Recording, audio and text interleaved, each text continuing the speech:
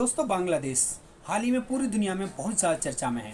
आखिरकार ऐसी क्या वजह रही होगी जो एक व्यक्ति 5 बार प्रधानमंत्री बन चुका हो जिस देश का, उसे अपना देश छोड़ना पड़ा हो। एक प्रधानमंत्री जिस देश में सुरक्षित ना हो, वहाँ की जनता का क्या हाल होगा, आप अंदाज़ा लगा सकते हैं। आखिरकार ऐसी नौबत आई क्यों?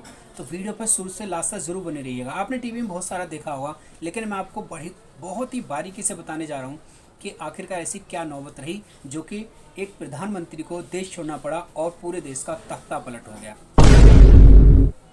दोस्तों, ये आंदोलन सरकार और छात्रों के बीच है और हिंसा इतनी बढ़ गई कि वहाँ सैकड़ों लोगों की मौत हो गई। चलिए बात करते हैं शेख हसीना वाजिद के, थोड़ा सा इनके जन्म के बारे में बात कर लेते हैं। दोस्तों, इनका जन्म 28 सितंबर 1947 को हुआ। इन्होंने राजनीति में कदम रखा और प्रथम बार जून 1996 से 2001 तक प्रधानमंत्री रही। उसके बाद में 2009 से 2024 तक लगातार 4 बार प्रधानमंत्री पद पर कार्यरत रहीं और कुल इन्होंने 5वीं बार यानी कुल 5 बार बांग्लादेश की कमान अपने हाथों में ली। वह बांग्लादेश के संस्थापक और प्रथम राष्ट्रपति शेख मुजीबुर रहमान की बेटी है। दोस्तों, शेख हसीना का कार्यकाल मैंने जैसे कि आपको बताया 1996 में प्रथम बार रहा, 2001 तक और 2009 से 2024 तक 4 बार रहा, यानी कुल 5 बार प्रधानमंत्री के पद पर कार्यरत रहीं। और उसके बाद भी उनकी ये दुर्दशा हो गई कि उन्हें आखिरकार अंततः अपना देश छोड़ना पड़ा। तो चलिए बात करते हैं, आखिरकार ये सब हुआ क्यों, ये हिंसा भड़की ही क्यों, आखिरकार ऐसी क्या नौबत आई होगी जो ये हिंसा भड़क गई। दरअसल सबसे बड़ा मुद्दा आरक्षण को लेकर चल रहा है, जो कि सरकार और वहाँ के छात्रों के बीच में है। 1971 में कानून बना कि जो स्वतंत्रता सेनानी हैं उनके बच्चों को 30% सरकारी नौकरियों में आरक्षण दिया जाएगा। साथ ही साथ उस कानून में ये भी था कि अगर उनकी कोई बच्चे यानी कोई औलाद नहीं होती है तो वो चाहें तो वो अपनी नौकरी यानी जो उनको आरक्षण में मिली हुई नौकरी है वो अपने रिश्तेदार को भी दे सकते हैं। हालांकि ये हमारे भारत में कतई नहीं है। 3 पीढ़ी तक उनका आरक्षण चलता रहेगा। जैसे मान लीजिए मेरे दादाजी सरकारी नौकरी में थे तो मेरे पिताजी को भी नौकरी मिलेगी, मुझे भी नौकरी मिलेगी। अगर मैं नौकरी नहीं लेना चाहता हूँ तो वो नौकरी मैं अपने रिश्तेदारों को भी दे सकता हूँ।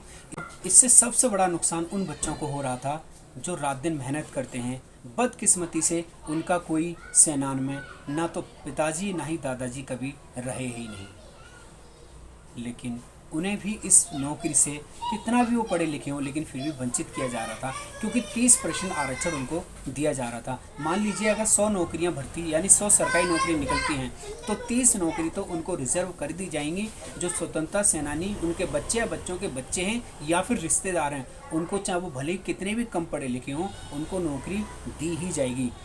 लेकिन उस बच्चे को हटा दिया जाएगा, उसकी जगह से जो बहुत पढ़ा लिखा है, रात दिन मेहनत करता है, उसको नौकरी नहीं दी जाएगी। यानी 100 में से 30 नौकरी उन बच्चों को दी जाएंगी और 70 बाकी को दी जाएंगी। और विरोध प्रदर्शन का यही सबसे बड़ा कारण था। ढाका यूनिवर्सिटी के जो बच्चे छात्र हैं, फर्स्ट और सेकंड क्लास में जो नौकरियां होती हैं उनमें फर्स्ट आए थे जो उनके हाल ही में एग्ज़ाम हुए, लेकिन सरकार ने 30% आरक्षण को बरकरार रखा, जबकि बच्चों का कहना ये था कि उस आरक्षण को ख़त्म कर दिया जाए। हाई कोर्ट के फैसले पर सुप्रीम कोर्ट ने 2018 में रोक लगा दी।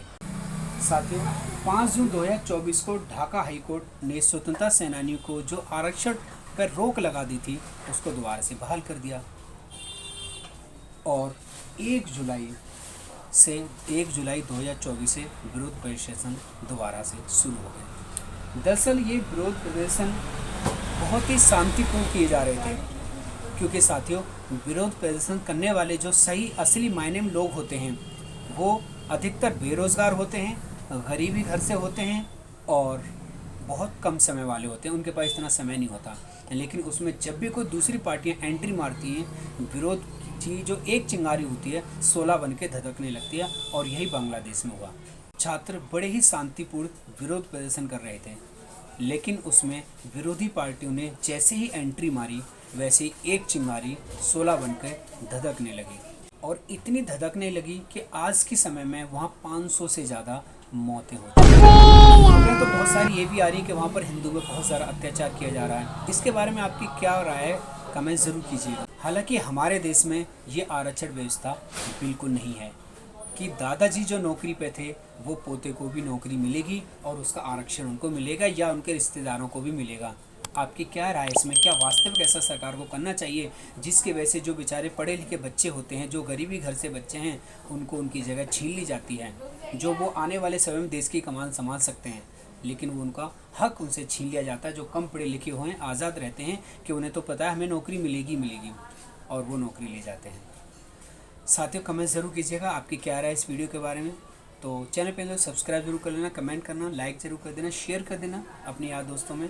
मिलता हूँ किसी अगले वीडियो में। स्वस्थ रहिए, मस्त रहिए, व्यस्त रहिए। जय हिंद, वंदे मातरम।